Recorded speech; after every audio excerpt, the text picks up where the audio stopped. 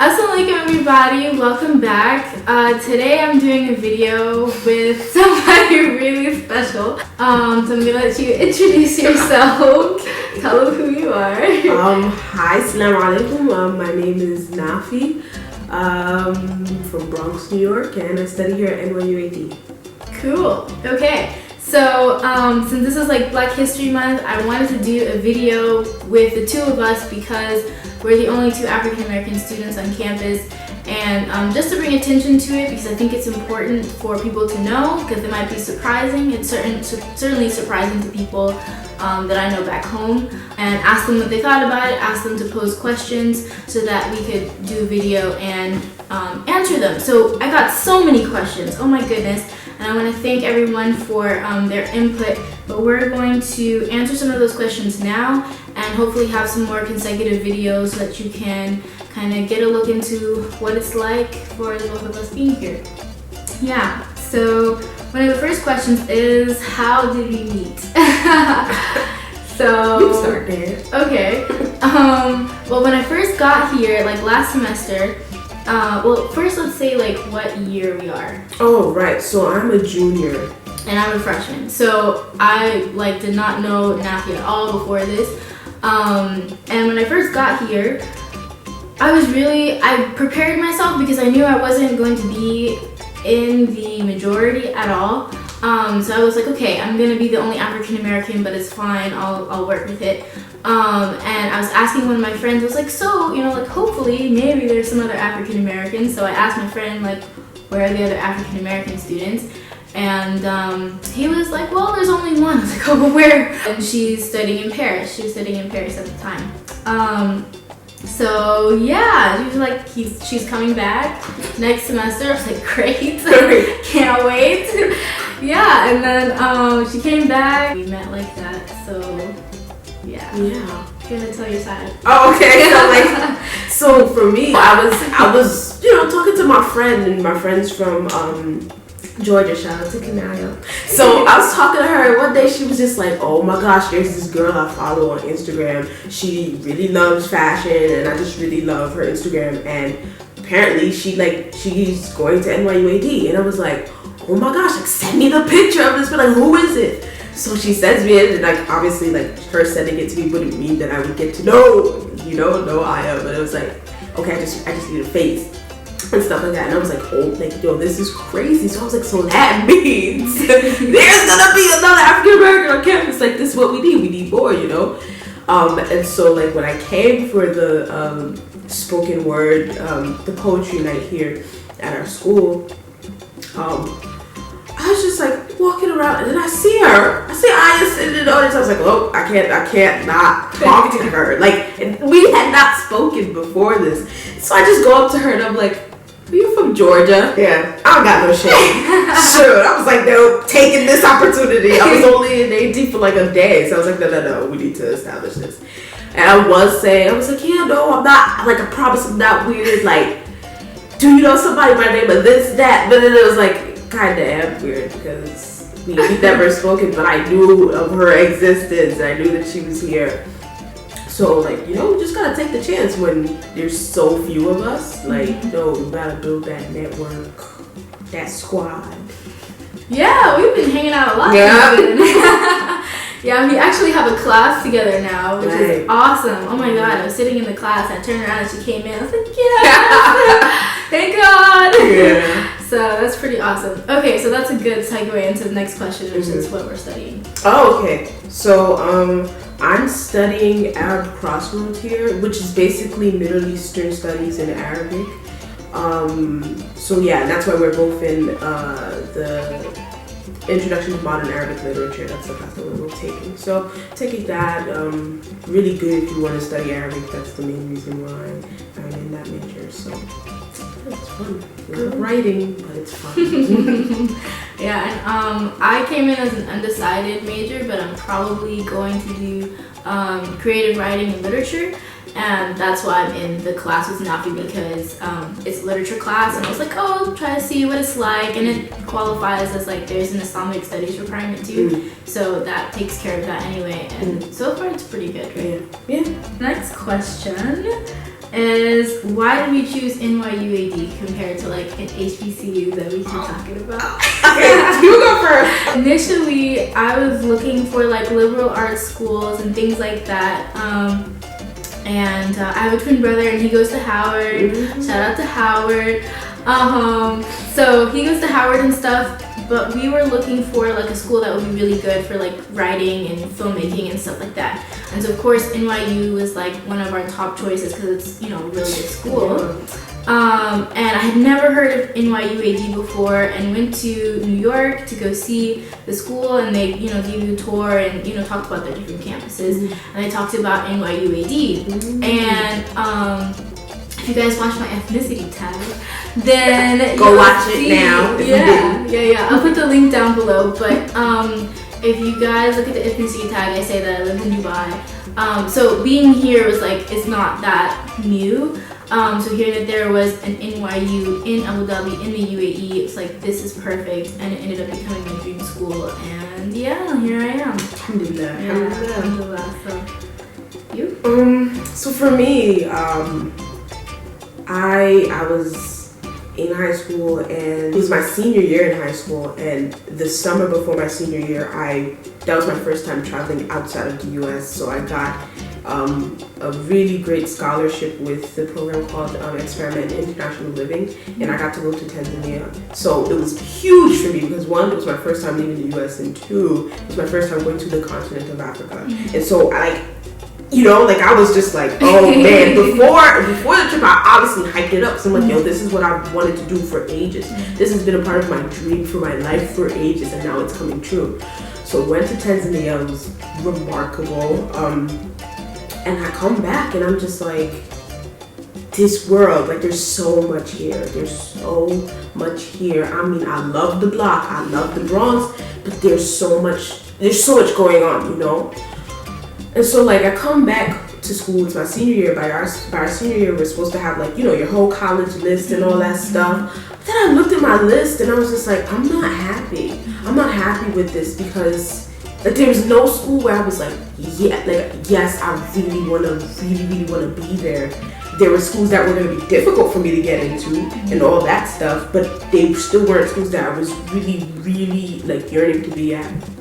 And so I was just sitting in a computer lab one day, and it was like the beginning of the school year before classes even started in my high school, and our college counselor walks by, and I'm just like, oh my gosh, like come here, please, I have to talk to you. And I was like, you know what, I'm not happy with my colleges.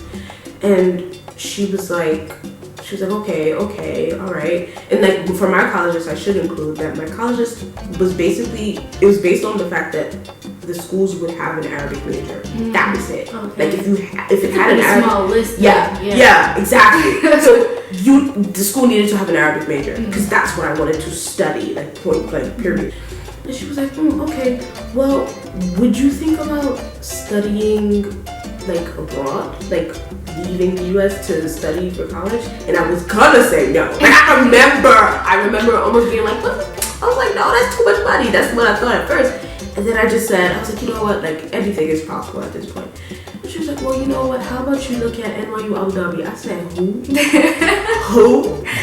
I'm like, what? Didn't even know it existed. And you know what, I bet nobody else, none of us in our school knew it existed, you know? And I looked at it once and I was like, they don't have an Arabic major. So I was like, no, I'm cool. She was like, look at it again, one more time. Then I did, and then that's when I was like, oh my God, like, I would love to go here. And so she helped me get through that process, and it was my reach school because I did not expect to get into this place, not at all. And like we worked tirelessly.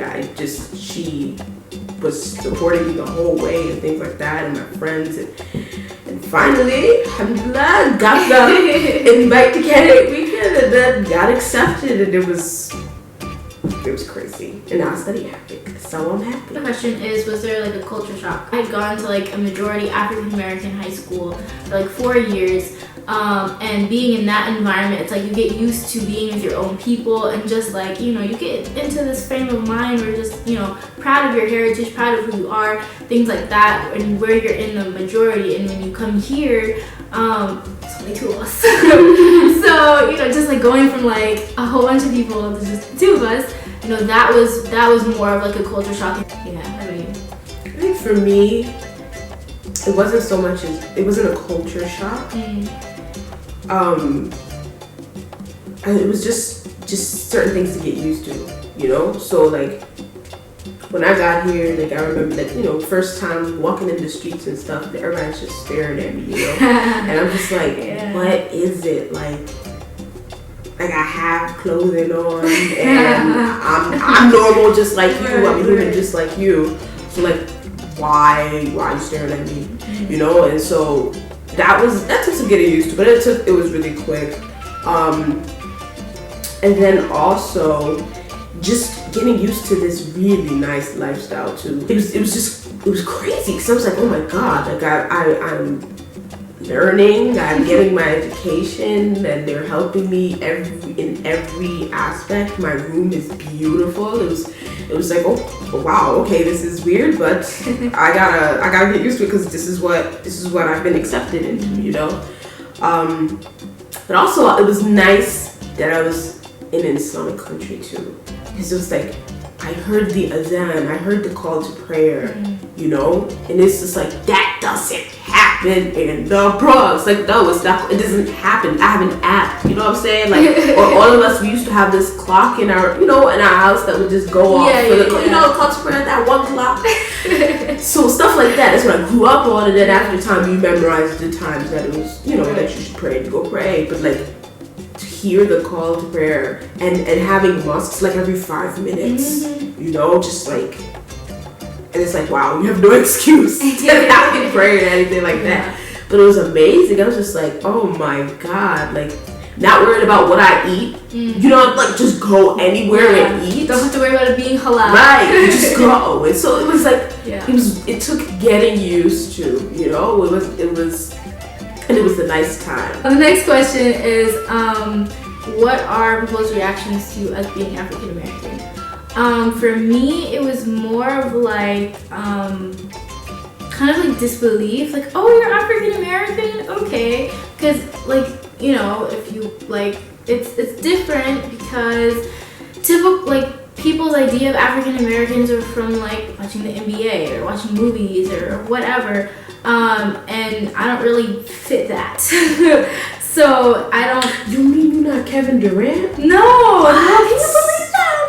I'm not. Oh, God. Yeah. So like in a lot of ways, it's not what people would typically think of as like African American. Unfortunately, of course, there's stereotypes for every culture, but yeah. So it's more of like disbelief, but I think it's been kind of like as being African American, it's not so much of a shock because there have been, others before. I know, this endangered species.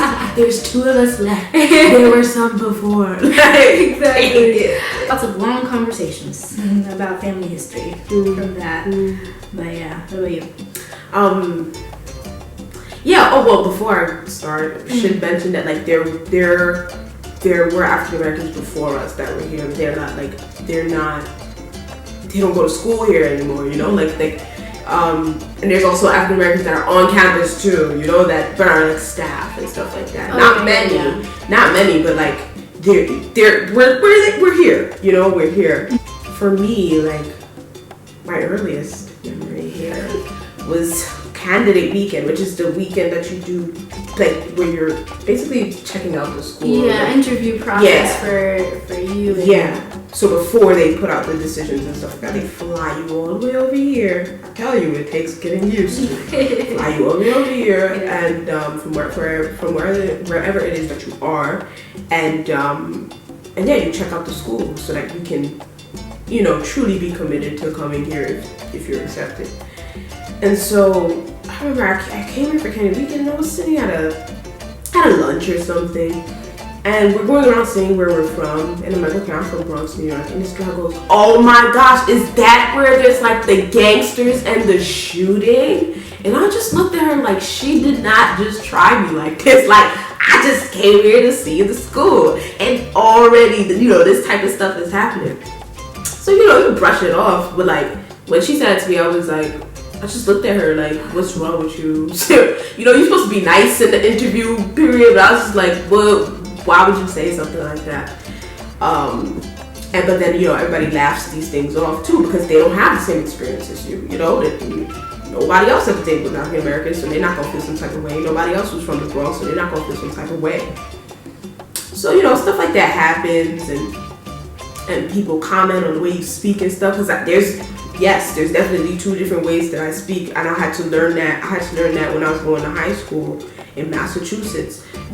Because sometimes people either A, won't respect you because you speak in the way you feel like speaking, and B, sometimes they don't even understand what you're saying. And so, like, sometimes if I'm chilling with my friends, I'm going to talk how I want to talk. And so, when I was here my first semester and stuff like that, when I was like, all right, I forgot about how things work in this world, unfortunately. And I was just talking how I wanted to talk. And in the middle of my talking, people would stop me and be like, oh my gosh, you sound like a big black man. And I'm just like, wow, like, dang, like, that's what you think about when I'm talking to you, You're not thinking about what I'm saying, you're thinking about how I sound. And I don't have shame in how I speak. Don't get it twisted. It's not that I have shame in how I speak. It's just that I know how to play the game now. And so these things pass. These things happen, and you can either decide to talk to the person at the moment and be like, yo, like that's not cool. Like, you really need to stop doing that, or you brush it off. But a lot of times too, there was this admiration, And so like sometimes when somebody would first meet me and like, where are you from, Bronx, New York? Oh, that's so cool. Oh my God. And so from then on, anytime they would see me, people were like, yo. As soon as they saw, just like, yo, because that's what they associate with slang and stuff like that. And at first I got annoyed. I was like, oh my gosh, like, you can say hello. You can do that, But then it was admiration, where it was just like, I think where you're from is cool. And I want to show you that where you're from is cool. Like, I want to show you that I believe that. So I just want to, I want to do a little something. So then it was like, from that on, when people do it, I'm like, yeah, like, what's up? Like, sit with me, let's talk and let's chat and stuff like that.